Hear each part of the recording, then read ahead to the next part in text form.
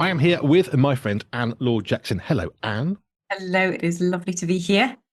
Now, we have been talking for a year plus about sensory health, about sensory health for younger folks, older folks, little people, bigger people, babies in the womb. We have covered a massive range of sensory health situations, shall we say.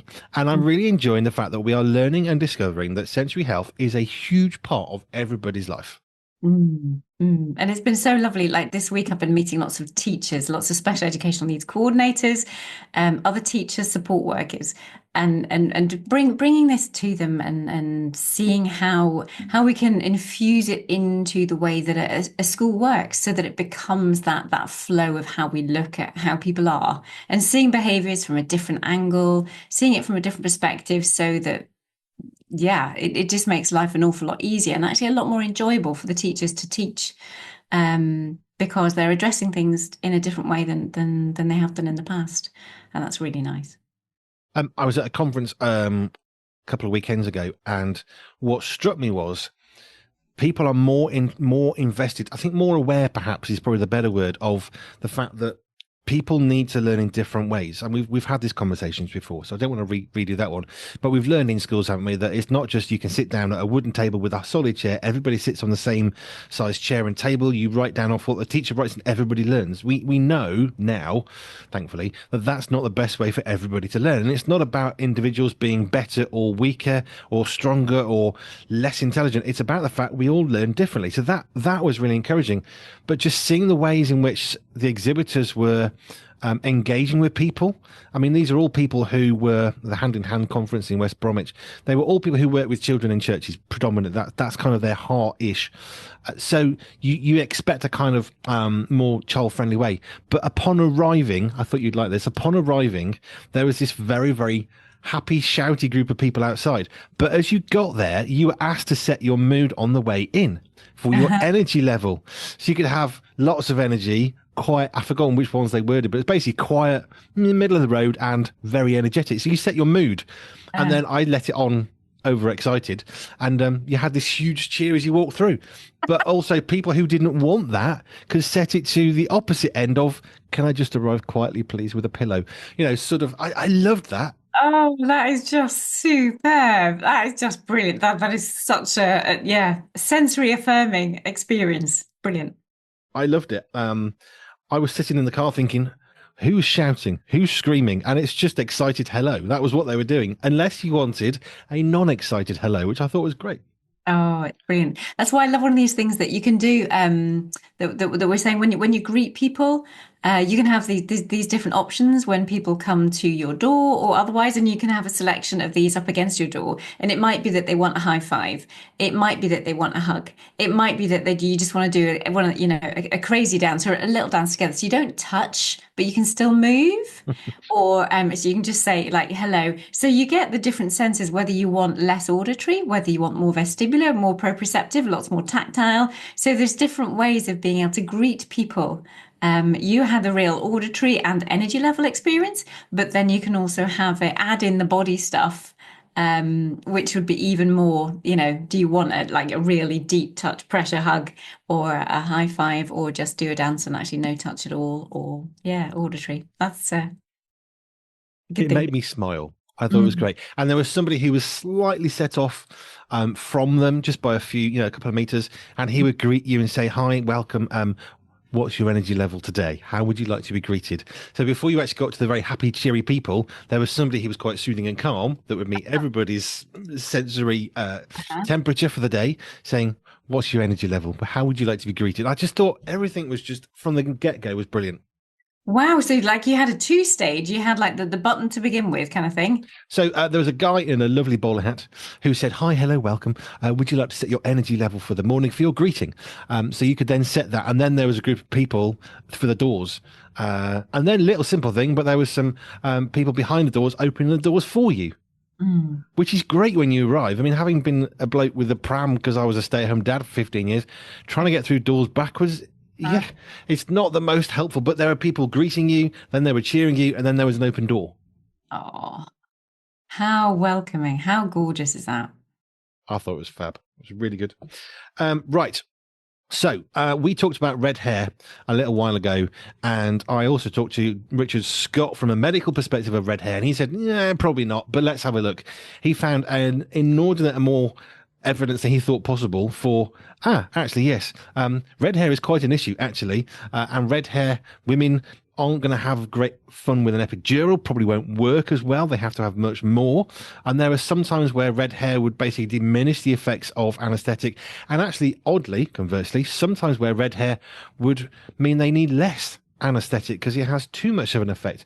So it's fascinating how the color of the hair definitely can be seen to affect just anesthetic levels. So I thought I'd come back to you. Red hair, sensory health. What are your thoughts on all of that? Well, maybe next time I'll actually go and research about it. I'm just aware because I mentor other therapists around the world, and it's all about the evidence-based practice that we do.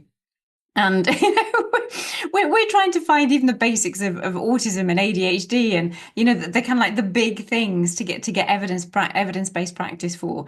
And to my knowledge, yeah, red hair has not been in our research base to date.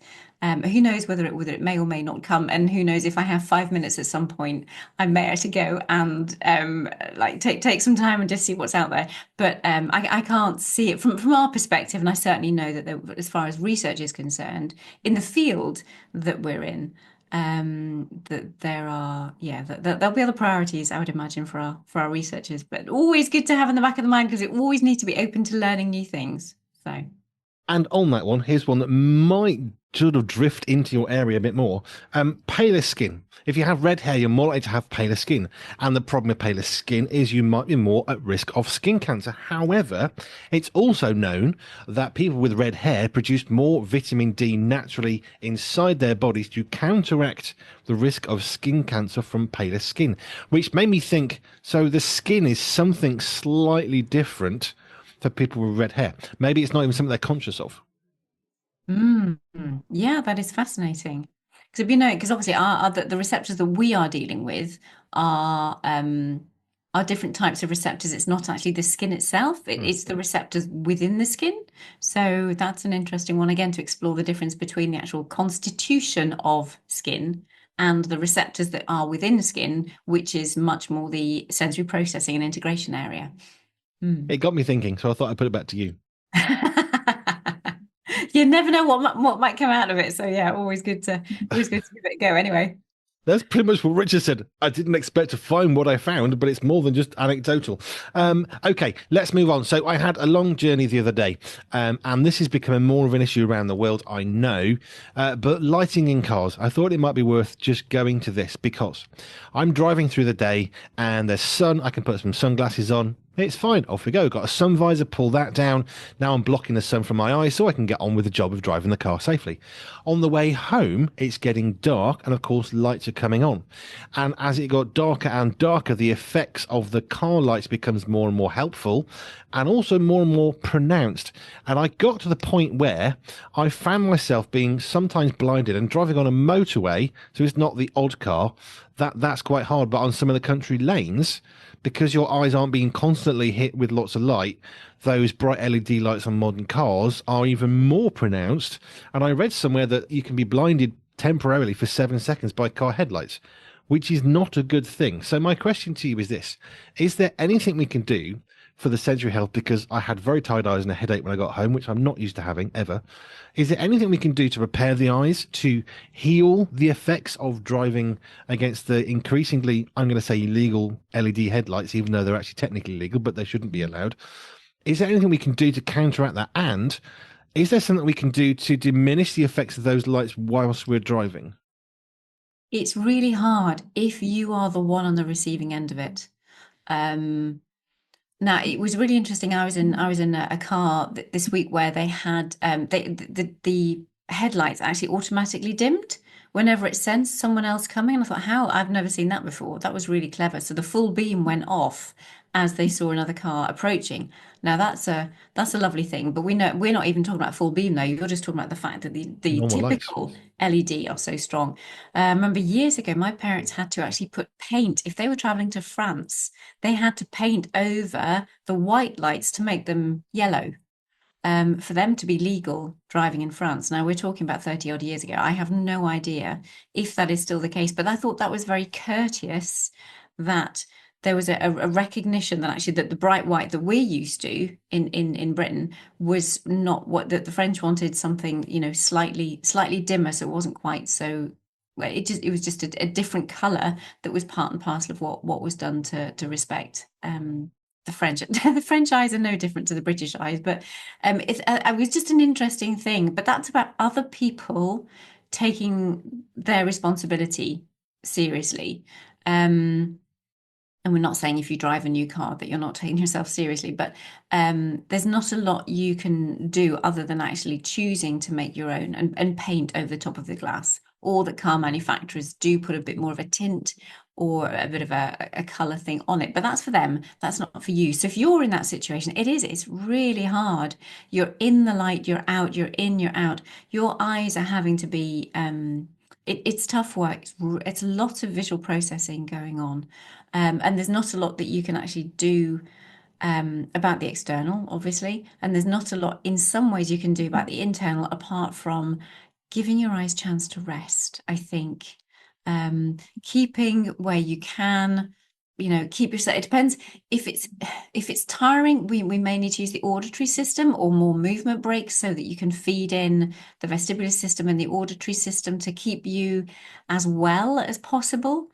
But for your eyes, that's really tough. And it would just be just rest and close those eyes over and just take out all stimulation for a while and let them almost like that brain processing recalibrate, and maybe just like a 5 minute break, just close those eyes. You might be actually quite happy enough in your own mind to continue driving, but your eyes, it will exhaust your brain with that level of darkness and then light and then the intensity of light and then that's tough. We're driving on the motorway. I mean, as a guy who used to drive trucks for 10 hours a day, I'm quite used to it. I can sit there happily for 4 hours and a bit, and I can drive in one go, get where I'm going. Don't need to stop, and quite happily, quite safely. But now I'm finding myself with a change in lighting, I'd say in the last sort of 6 months, 2 years possibly, as they become more and more well used, as older cars disappear, newer cars come onto the market. I'm finding myself more and more tired out, but not from driving at night. And it's not like I'm an old man and now I'm getting, it's not that. I can still happily drive, and I did yesterday, for like 4.5 hours. Absolutely fine in one go during the day. Come into the night time, it's not the driving that's tiring. I know it isn't. It's a really good car to drive. It's the fact that the lights have changed. And I'm going to say in the last couple of years, really, where it's changed from, yes, it can be a bit tiring at night, but hey, that's fine, get through it, to, do you know, this is actually getting quite dangerous because sometimes I literally can't see what's going on around me. If I'm looking out the side of the window to try and make sure I can move into another lane, actually now I'm looking towards the cars in a different context, and now I'm finding myself blinded by the cars coming behind me. I flashed a car the other day because I thought, yeah, your main beam's on. I flashed them, and they flashed back, and I thought that's not your main beam, and I can't see anything. Right. And you can't adjust the lights like you can old-fashioned lights. I wonder if there's a film that you could put on the inside of your windscreen that might actually deflect or slightly, the same way like going to France. Did you ever have that as a truck where you'd actually go and put like you'd change the lights if you were traveling in Europe? I never drove over Europe, but I have seen plenty of vehicles. Either they move like a little filter thing on the headlight, which moves the angle of the beam from right to left, depending on which country you're in. Okay, I know of the yellow lights. I've been to France a few times. I know, I mean, for example, you can't wear shades at night because you can't see. You don't want to tint your glass, the window, because now it's dangerous. And yes, rightly so. But I'm just wondering, is there nothing we can do to filter out the LED lighting specifically? I don't know. It's a bit of a longer chat.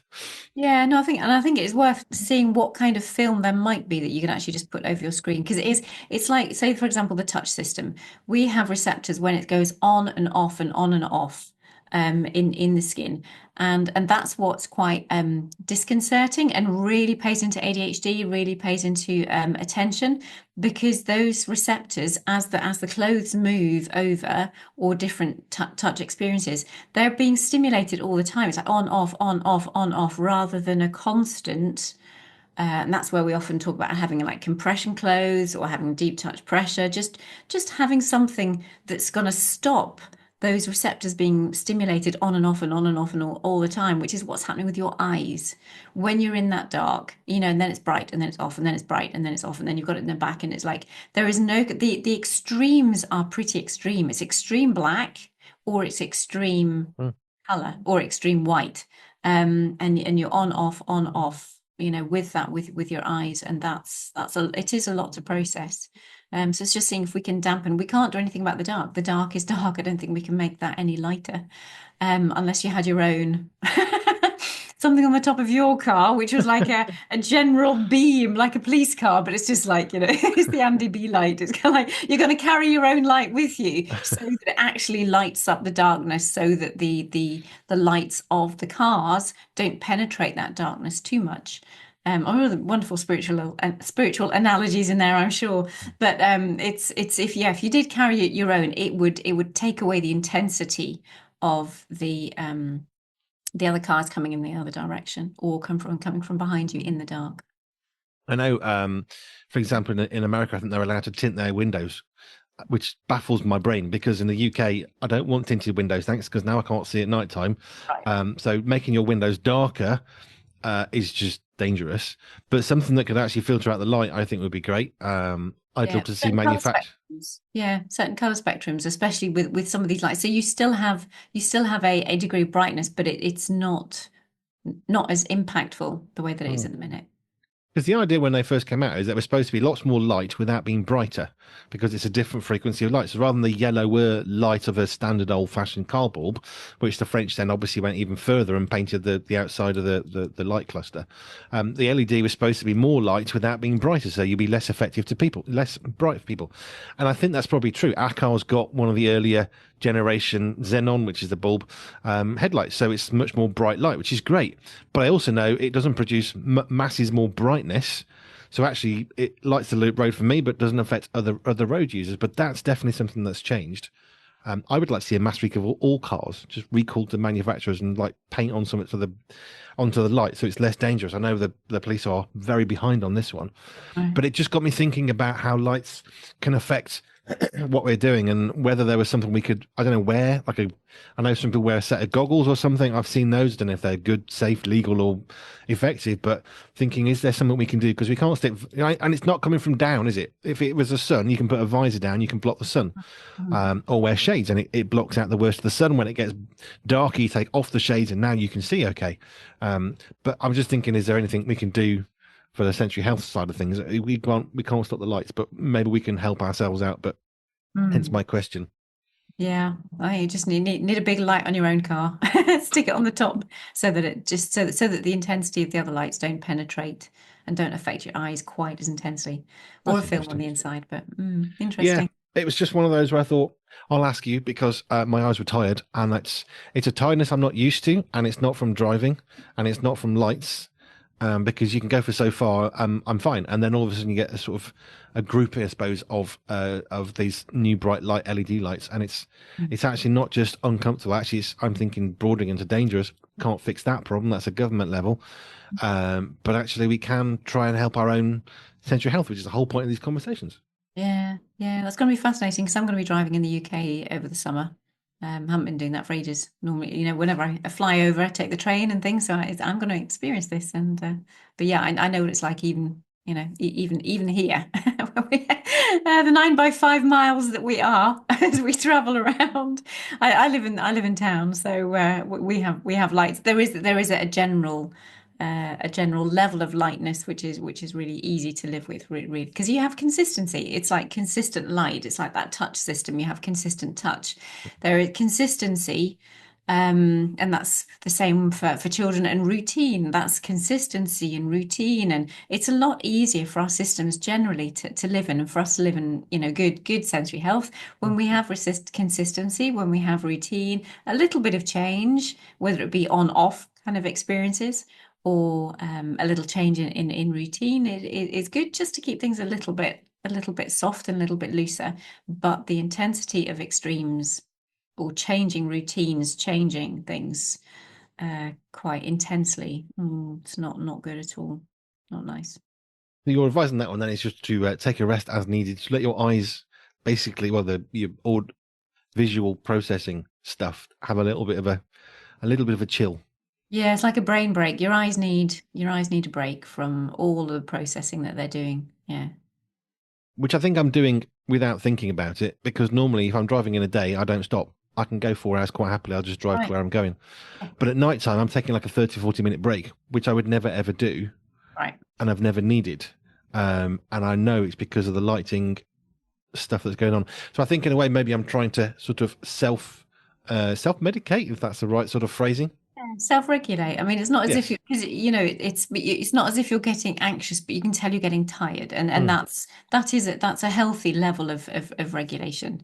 We often talk about self-regulation when we're going into meltdowns, and when children are starting to hit and kick and scream, and or adults are starting to do the same.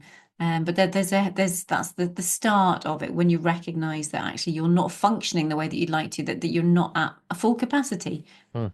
You travel during the day, you're 4 hours and you're absolutely fine. Whereas you can recognize that actually, yeah, your brain is starting to struggle a little bit more, and it wouldn't be as safe for you, not as enjoyable, and then probably not as safe for others.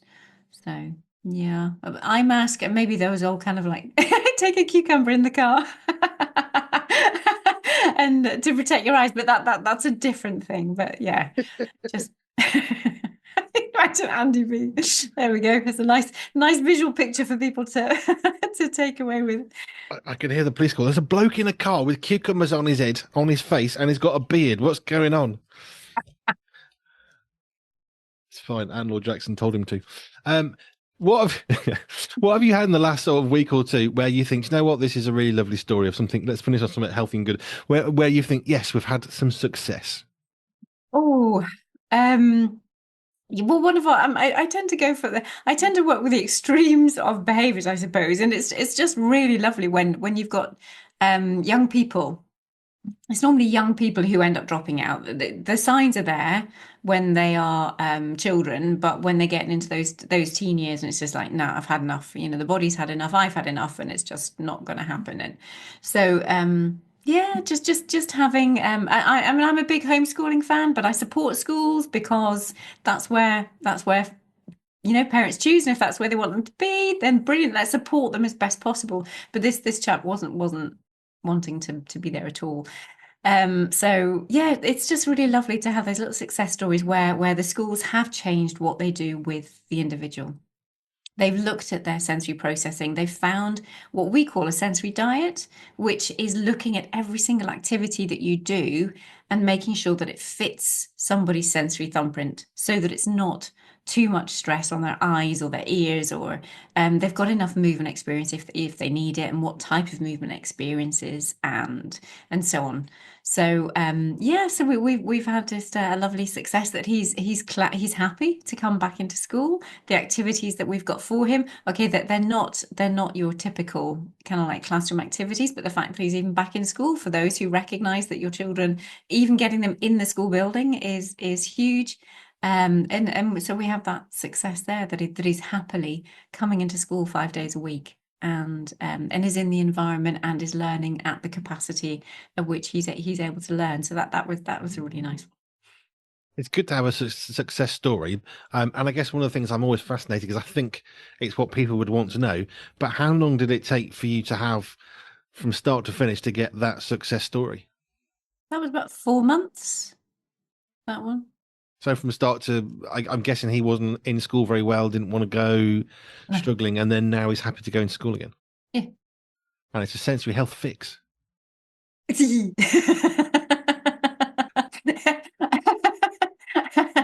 We're supporting his sensory. Yeah, I don't know why I have such an issue with the word fix, because I mean he is, like, for Oh, him not to be in school, and now he is in school 5 days a week and he's happy to be there. That is kind of a fix, I suppose.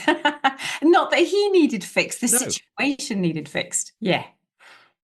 But you've helped a family with a solution that has Yeah. corrected the struggles they were having in order for that child to engage in school with their peers, with their teachers, Yeah. and it's going to set him off in a different direction from wherever he may have been going because sensory health was not in a good place.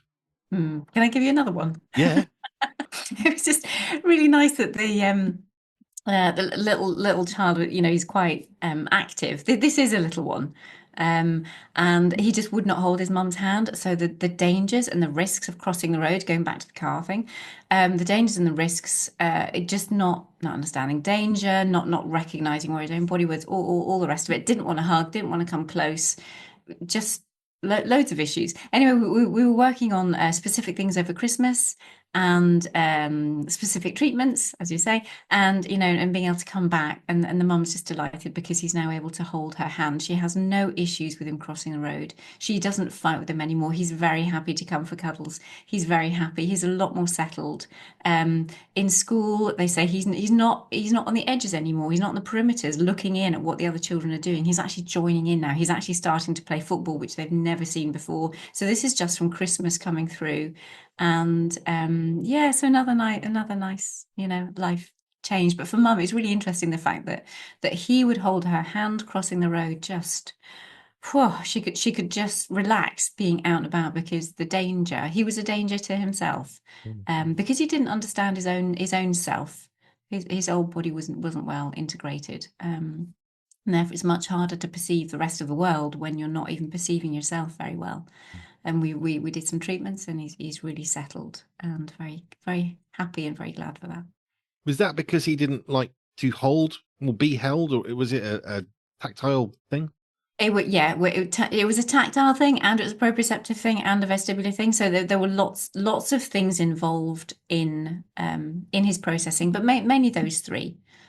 Because his whole body awareness, his whole reactivity, the way that he would react to being touched or becoming people coming close to him, that fight or flight that would be set off by what he would by experiences, and all of that has really calmed, and he's become just a lot more aware of his own body.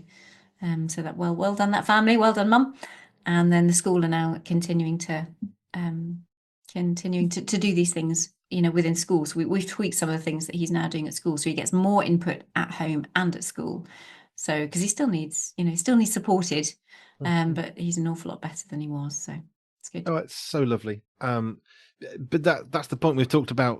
This comes up a lot through our conversations, where we talk about knowing your place in the world, not sit down and shut up, not that place, but your place, your position, where you are, who's around you, how you interact with others. Knowing your place in the world means being secure in who you are. But in that scenario, that mum can't reason with that child. They can't say, "Now the reason why we need to do this is because it's dangerous and cars are quicker." That's not a conversation you can have. At which point, that sort of approach of parenting, that's out the window, which is what I guess most modern parents would look to do. Try and talk to the child, explain the problem, and that's great if they can comprehend it. But if they can't, or they have an inability to, that's where they need extra help, Mm. which is fab. Thank you, Anne. I like to have some success stories. It's good because I guess as people who, I mean, I hope they're going to be listening and thinking, I don't know how to, are we going to get through this? But it's great to have, yes, you can. And look, here's two families whose lives have been improved because sensory health, very, very different struggles have now been resolved. And now that mum can cross the road with the child without worrying about the safety and what are people thinking of, I'm not beating my child up, I'm just trying to hold their arm because it's important, and all the ramifications of that. And actually, what a beautiful conclusion for that person's sensory health and the sensory health of the family, of course, which is also going to be positively impacted. Yeah, it affects other siblings. I mean, absolutely, 100%. And the relationship between the parents, and yeah, you don't have dad thinking he needs to come down on the child any harder, and it's just like, no, that's fine. You were doing the right thing. We just need to tweak things a little bit, and actually just help his system. Oh, But lovely. yeah. Thank you for sharing those. It's nice just to get those positive stories, especially for people who are perhaps pre-Christmas to that child situation of how are we going to deal with this? Actually, there's a solution, and it may well be a sensory health issue. And if it is, Laure Jackson may be able to help you. And on that side, if you want to get hold of Laure Jackson, go to our website, pure247radio.org, pure247radio.org/ALJ, and you can get in touch with Anne and get all the help you may need. Laure Jackson, thank you for another session. Feels like sometimes a personal therapy session, but I think the ice thing people will be interested in. It's not just for me. Oh, it's great. Thank you, Andy. I really appreciate these. It's lovely. Thank you.